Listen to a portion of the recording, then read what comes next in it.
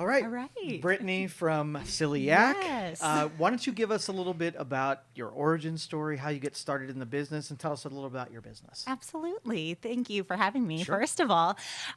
So I guess for the celiac portion of everything, we'd always been a baking family, a cooking family growing up. I always wanted to be like my mom because she just had a way of feeding people's bellies, but also feeding their souls. And so that connection between food and relationship was just really important to me. So over the years, people were like, hey, why don't you guys start a bakery or some sort of food business? And it just kind of was never in the cards. Well, in 2019, my daughter was diagnosed with celiac disease, which is where you can't eat any gluten from wheat, barley, rye, or some oats. So that was really life-changing, and it really rocked a lot of things. She has other autoimmune diseases, and I would say that this one kind of rocked our world the most out of all of them.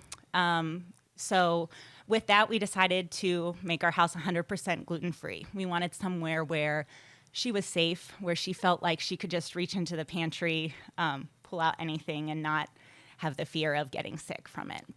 And so from that, I made her a promise that all of the foods that she liked before she had to go gluten-free, I would put all of my heart and soul into trying to develop recipes that tasted just like the gluten counterparts or better. So from that, after about 2.5 years of going through all of our family recipes, changing all of them, working and trial and error of the different techniques you have to use with gluten-free food, we kind of felt like we were onto something. And it was when people who are able to eat gluten started saying, hey, this stuff is pretty good, that we realized we really had something. And it just felt wrong to not share that with other people. And so March of 2022, we just kind of were at a crossroads moment of, are we going to do it? Are we not? And we took the leap and started the Celiac. Nice. Yeah. So I'm sure you're like knee deep into the sciences behind it. I'm sure that baking, Yes. avoiding certain ingredients when it's so prevalent and it's harder to source things that have that angle on it. So tell me about how Absolutely. you kind of figured it all out. Yeah. Well, my sister actually has a degree in biochemistry, so that did help That helps a bit. quite a bit. And so she was very instrumental in kind of helping to develop the different chemical reactions that need to happen so that you don't get that sandy, gritty sort of texture that gluten-free is often notorious for. Right. So that was a big factor. There's a large gluten-free community of people who've been doing this for upwards of 20, 30 years. And there is a lot more available nowadays. Back 20 years ago, people were buying separate flours and mixing them together. And nowadays you have one-to-one flours or measure-to-measure flours where you could kind of just literally swap out what you would for a wheat flour with a gluten-free flour that has a blend of different rice flours, sorghum flour, things like that. So that's helped make gluten-free baking, gluten-free cooking a little easier. It's more readily available. It's kind of the double-edged sword of the gluten-free fad diet that we have, where there can be the potential for a lot of misunderstanding there of, oh, well, you're just doing it because, it's your preference, when it's actually, something that is very detrimental to someone's health to eat gluten, and their need for gluten-free is very high priority. But it did open the way for other companies to start prioritizing gluten-free items that we're able to use. So, but a lot of advice from other people who have been doing this 20, 30 years and things like that as well. And I have 4 kids total, so 3 of them can eat gluten. They don't have celiac disease, so they were the main tasting panel because kids are honest and they're going to tell you if they don't like something. So, so that was the main testing point there. Now you mentioned testing, like you're going to give up some, have some concessions when you do this. So what's your go-to without giving away the secret sauce about how you make it more palatable? It has to do with balancing acidity with and how that acidity reacts with like baking powder and baking soda. Okay. So, the things that react are going to make that softer, moister kind of texture in cakes and things like that.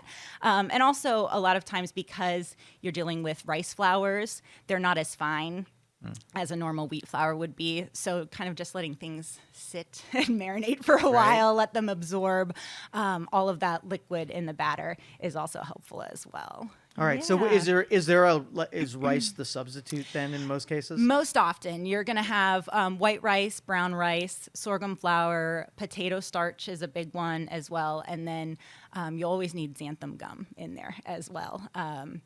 So those are pretty much the go-to flours. A lot of people think you just jump right to almond flour, but there's actually very few things I use almond flour in. Really? Yeah. Okay. So it's interesting. It's mainly the rice and potato. Tapioca starch as well is another one.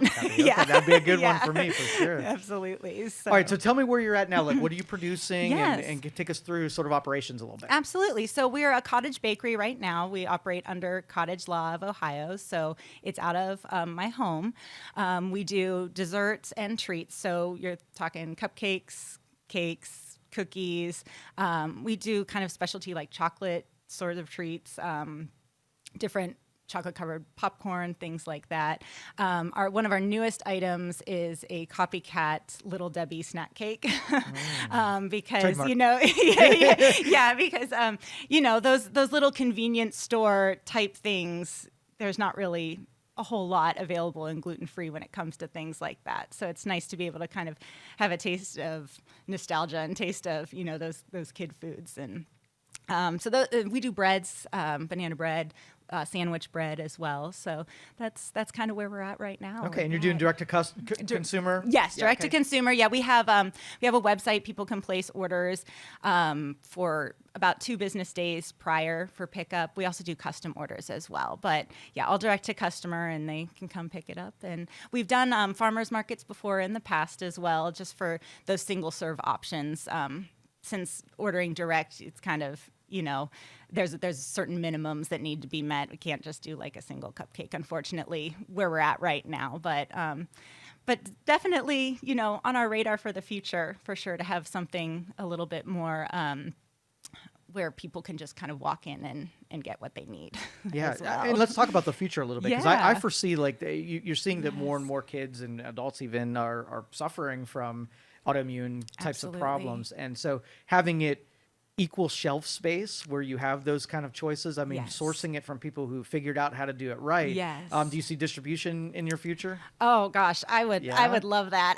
Okay. Absolutely. And I think another one of the things that I'm really passionate about potentially is, you know, I love the baking and I love that, but what's been really hard for our family, and what I would love to be able to provide for families is actual meals, because, you know, going out for birthday celebrations and things like that for my daughter, it's tricky. You know, you kind of go through the list of the checklist with the wait staff and with the chef, and you know, there's risk of them thinking you're accusing them of not being clean, but that's not it at all. Right. You know, things can be clean but still have gluten on them. Yep. You know, and just ensuring that she's safe, but also you want her to be able to experience these childhood things of, you know, you have a dance recital and you want to go out and celebrate afterwards. Right. And so just being able to provide an option for families who just kind of make eating out less hassle, a little easier to navigate would be the ultimate dream. Now, I did keto for a good 8 years or so. And one of the things, like, number one early on, that I had to get used to eating things that tasted not as good as it. Didn't have the same crunch, didn't have the same consistency. Yes. I hated coconut, and everything was in freaking coconut. Yes. And the worst part was when I go to a restaurant, and I'm trying not to do carbohydrates and sugar, and they put sugar in everything, even things that you would not think sugar applies. Yes. I would know after I ate that spaghetti sauce that thing was like sugar sauce. Loaded with sugar. And so, like, I'm sure it's the same thing where if you go to a restaurant, you got to be that person that's like nitpicking everything that's on the table. Very much so. I mean, it's in sauces. You know, sometimes you could have a soup and you're like, oh yeah, that's gluten-free. But it's like, well, did you use a roux for it? Well, it's only 2 tablespoons of flour. Well, that's still gonna, she can't just have a little bit. It's any small amount is gonna just mess up and cause an autoimmune do they have reaction. like a standard where is it 0 to qualify for gluten-free, or is it a little bit like what's right? what's I'm the really floor? glad you asked that actually, because it's so currently FDA requirements for gluten-free is 20 parts per million or less. Okay. And what's interesting about that is the reason that that is the number is because back in the day when that was established, that was the lowest threshold that their technology could detect. Well, nowadays, you can detect as little as 5 parts per million for gluten. So, that's like super small amount. Can't even really see it with the naked eye how small of an amount that is. So there's different third-party certification groups that will certify a product to below a threshold of 10 parts per million or 5 parts per million, say, depending on the organization. But FDA-wise, to have that gluten-free label on it, just the writing gluten-free, it's supposed to be tested to 20 parts per million or less. There's a lot of studies that are still going on. I think mainly recently is kind of when it's kind of been profitable to start doing studies on things like this, because there's a lot of unknowns really around this disease when it comes to cross contact and things like that as well. Like we got rid of so much of our kitchen stuff when we made the transition, things like non-stick pots. Gluten can stick to plastic, scratches in plastic. We got rid of all of our plasticware, switched to glass, and things like that, cutting boards because of the cuts in the cutting board. Gluten can hide in there, strainers, stuff like that. So so there's still ongoing testing, but it is interesting that the threshold over the years, we've been able to kind of dial that in technology-wise. So I don't know if it'll stay 20 parts per million or if they'll eventually change it, because there are individuals I know with celiac disease who have said that they can tell a difference. Sometimes they get symptoms if it's above a certain part per million, even Now, if it does say what it. is typical symptoms? Like if you eat Yes. something, you think it's gluten-free, you eat it and Yes. it's not, like what happens to you? So it could vary from person to person, all the way from asymptomatic, which my daughter never showed any symptoms. We found it on a blood test, to things like headaches, intestinal distress, both ends of trouble, inflammation in other parts of the body as well. As far as diagnostic sort of symptoms, it runs the gamut all the way to neurological symptoms as well. Just can affect so much of the body. A lot of infertility sometimes can be linked back to celiac disease, anemia, failure to thrive, growth failure. Your body just doesn't absorb nutrients from food. So, but in the case of an accidental glutening or something like that, you're probably looking at intestinal distress, headaches. For my daughter, the last time we think she might have accidentally gotten gluten on vacation, she was sick for a week. Headache, vomiting, and she also has type 1 diabetes, so her blood sugar was like bottomed out for a solid week. She couldn't keep things down. It wasn't fun. Right. So, and something like that, we didn't know necessarily where it was from, if it was actual consuming of gluten or if it was just something that touched gluten that she ate, and how, so that we really don't know a threshold of kind of how that is. But yeah, so it definitely varies from person to person. Right. And, Yeah. and so you're sort of like on the medical side of thing, but I've even, people who Yes. have no sensitivities and Yeah. when they eat it, they do feel healthier. They do experience less Yes. inflammation, better digestion and whatever. My wife is one of Yeah. them where Okay. I don't think she has any sensitivities to that, but Sure. she feels tons better after she Yes. goes gluten-free for a little while. Absolutely. And I think, people have many different reasons for going gluten-free, and they're all valid. And, I think it's great. And if it makes somebody feel better, then why not? You know what I Yeah. mean? Did we define what gluten even is? Because I think that I've heard it described 1,000 different Sure. ways. Yeah. You're an expert. Yeah. I want to hear what it really is. Sure. Okay. So gluten is in gluten-containing grains such as wheat, barley, rye, and some oats. So wheat, you're talking like wheat flours. That's kind of what people typically think of when they think of gluten. They think of wheat. Barley and rye kind of are like the side ones that people kind of tend to forget about. So if that's something like malt vinegar would have barley in it. Barley malt is in a lot of chocolate. Things like Whoppers and that have barley malt. And then oats, that's something that's kind of a point of confusion and kind of discourse in the gluten-free community as well, because technically oats should be gluten-free. They're naturally gluten-free. It's how they're processed that causes them to potentially be cross-contaminated with the wheat. So a lot of oats are mechanically sorted, so some of that wheat can kind of sneak in there. And if things aren't really tested properly, then you can get quite a bit amount of gluten that you weren't expecting in a thing of oats. So there used to be purity protocol oats, they were called, where they weren't mechanically sorted and they were really carefully checked, but even those are now turning up to contain gluten. So we've eliminated oats from our diet for my daughter's safety, but some people find that they can still have them in there. They're comfortable with it. So that's in a nutshell. In a nutshell, yeah, that's the so things. we typically think breads and stuff, but like this rye whiskey. Yes. I wouldn't even have thought. Right. What other kinds of foods that people typically don't associate it with having gluten? Yes, a lot of sauces, soy sauce.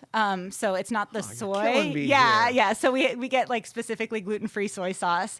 So what do they do? Like how do they not have gluten? I'm trying to remember. I think with the soy sauce, it's something with barley in it. So they substitute something else in there. Yeah. Or like how the vinegar is derived and where it's derived from. So they'll just switch it up with like a different vinegar and then it'll be good to go. So sauces is a big one. Dressings are a big one.